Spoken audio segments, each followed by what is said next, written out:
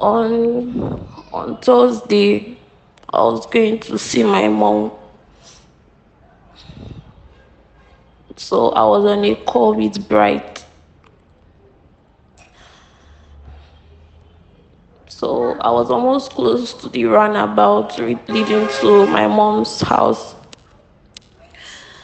Then the taxi I was in, there were two women at the front. Then another lady was sitting close to me. The the taxi had to use another road. I didn't tell the taxi man, "Oga, why you dey pass this road? Say I go soon stop up front." The man said he's looking for passenger. I said, "Oga, if you pass front, you go still see passenger." He didn't answer me. So we were still going, and a man entered the car. So when this man entered the car, he was telling me to drop the call. I should drop the call. I ended the call. I asked him, "Why, Oga, why you go tell me to end this call? Like, wetin that one mean?" I called Bright again because we were discussing. So I was still talking with Bright. The man slapped me. He told me that he's telling me to drop the call, and I'm asking him why I should drop the call. He showed me gun. Then he covered my nose. I was unconscious. I don't know how long. So when I woke up, I saw myself in a container with other girls and the lady that was with me at the back. I did ask the girls there that what happened, why are we here? They said they don't know, that they've been there since. One girl said she has been there since on Monday. So the vehicle, the container we were, it was on a truck. So these trucks are moving. It took us to a destination, I don't know. When they got to that destination, they told us to come down. They were on marks. We came down, they blindfolded us, told us to hold our hands. We held ourselves, we entered the building. So when we entered this building, there was no window, no nothing. The room was just like that. They told us to undress ourselves. We undressed ourselves. Some people were on bra, some people were without bra. I didn't remove my pants because I was on my period. So when they told us to remove our clothes, a woman came inside.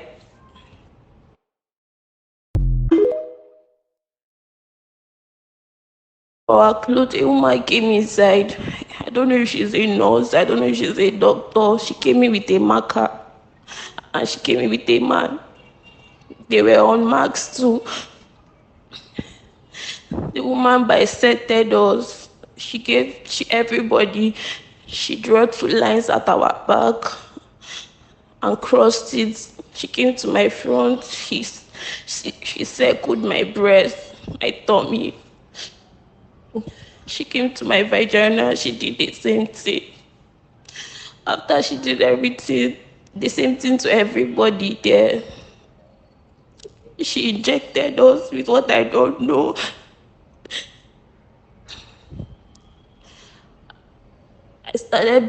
My skin color became dark. I was becoming darker. My skin, it was as if there was a harmattan. I was becoming darker. I was becoming dry. She left. The woman brought water for us. We drank. The woman came inside 4 times to give us water. She gave us the water. When we were drinking this water, we were becoming very weak and dizzy. They stayed there. I can't tell the time when all this thing was happening because we're in a room. I don't know if it was day or if it was night. So we're there. I don't know if it was the next day. They told us to come outside. We came outside. While we came outside, I was hearing children voices in the next room. So we went outside. We went to a bush. I saw two big pots. These pots they use in cooking banga, palm fruits. Sorry, four big pots. We were 10 girls. I made them the 10. I don't know if I made them the 10th girls, but we were 10 numbers. So we were outside. A man came and asked us which of us is with a phone. Nobody said anything. So they gave us a skull, like a head of a person. But this skull has cowries in the eyes. They gave me the skull. We passed it to each other. Everybody carried the skull. He got to this girl's hand. The skull refused to leave her hand, meaning she was the one with the phone. They asked her who she called. She said she didn't call anybody. They told her why was she with the phone. She said she was still with the phone. In my presence there, they cut off this girl's head.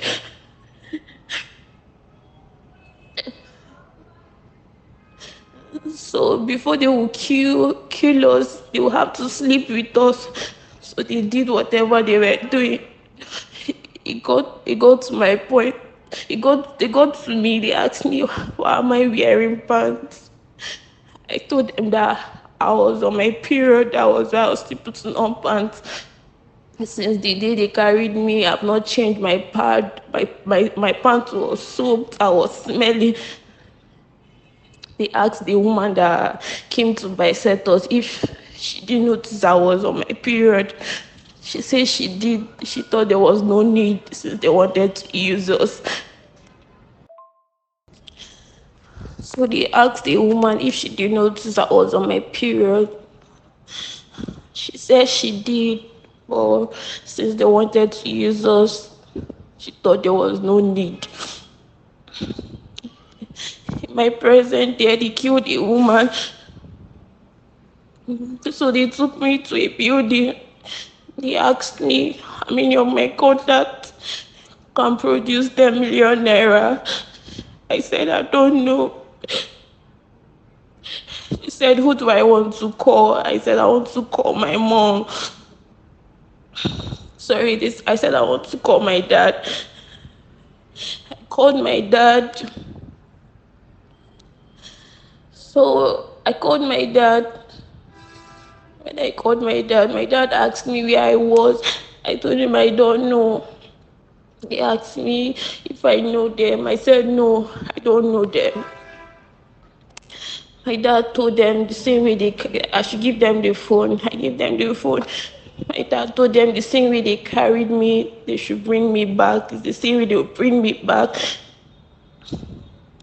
They told my dad if he doesn't bring the money before Sunday, that they were going to kill me. And these people, they meant everything they were saying. They are not joking. When they say they are going to kill you, they will kill you. So they took me inside, back to the room I was. They were shouting at me. They were slapping me.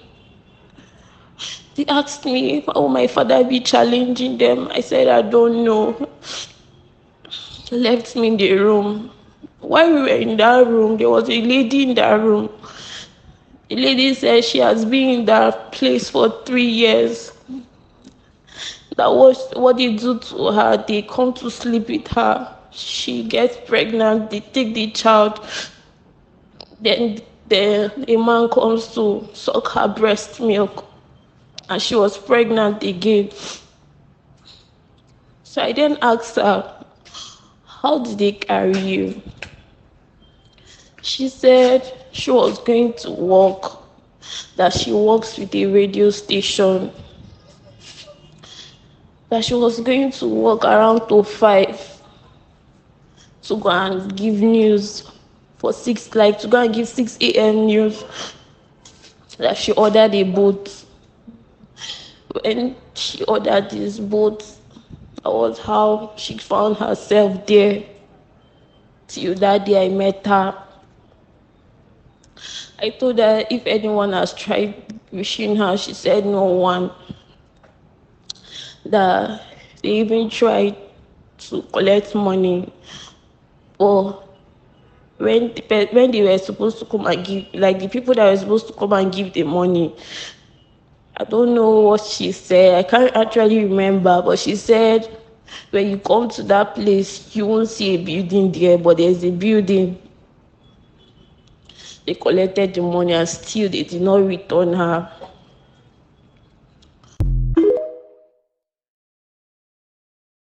The money and still they did not return her.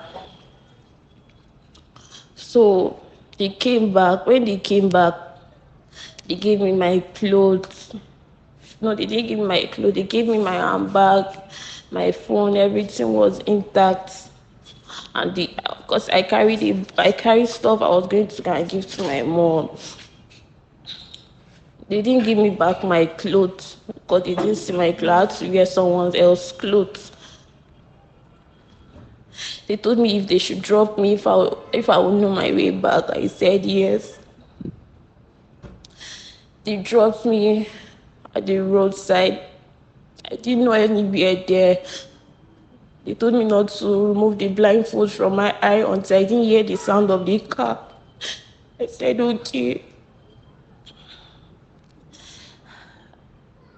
After they left, I had to hide in the bush because I was scared.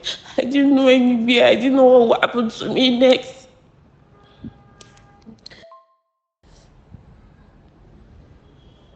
So while I was still hiding in that bush, I saw a bike man pass with someone on bike. When he was coming back, I had to stop the bike man. I told him to help me. He asked me what I was doing there. I explained everything to him. He asked me where I was going. I told him I want to go to Port Harcourt. He should take me to the park. He took me to the park. I used his phone to call my dad. My dad came to meet. Okay, my dad sent transport money for me. I paid the bike man and I paid my way back to Port Harcourt. I met my dad at Waterlines. That was where he carried me. So before the bike man carried me, I asked the bike man where I was. He said, I can't really remember the name of the community he mentioned, but he said it's in Anambra State. Please, I'm not trying to send this VN to discriminate any tribe or anybody. I'm just trying to share my experience. I'm just trying to share my experience. So while all this thing was happening, I was at Anambra State. So how I was saved when my dad, okay, when the information got to my dad that something had happened to me, he had to take permission from work the next day. He went to the police station. The police, they said they were not going to do anything until 24 hours. My dad went to the village that same day. He went to meet a native doctor. So the man told him that I was still alive, but they were going to kill me if he doesn't do anything fast. So while I was making that call with my dad was with a man. It was the man that told my dad to tell them the same way they carried me. It's the same way they will bring me back. Why I was in that place. Sorry, that was how I came back. That was how I came back. And that was how everything happened. I don't really know if it was my period that saved me or if it's where my dad went to. But what I know that I'm alive and I want to share this voice notes with everybody, especially my gender. I'm emphasizing on my gender because these people use female children and young ladies. They use their body parts for sacrifice. They use their body parts for sacrifice. So please, my gender, if you're hearing these voice notes, be careful. Things are happening outside that we don't know. I almost died. I almost died. If I wasn't alive, I'm not sure any of you would have heard this voice note. But because I'm alive, I said, let me share it with all of you. Please, if you can share the voice note, share it. People are killing girls. They are killing young ladies. They're using their body parts for rituals. They're using their body parts to make sacrifices. Since I came back from there, I've not been able to sleep at night. Please, you all should be careful. This is in Vermont. We've entered in Vermont. Things are happening. All I can say is that people should be careful. People should be careful.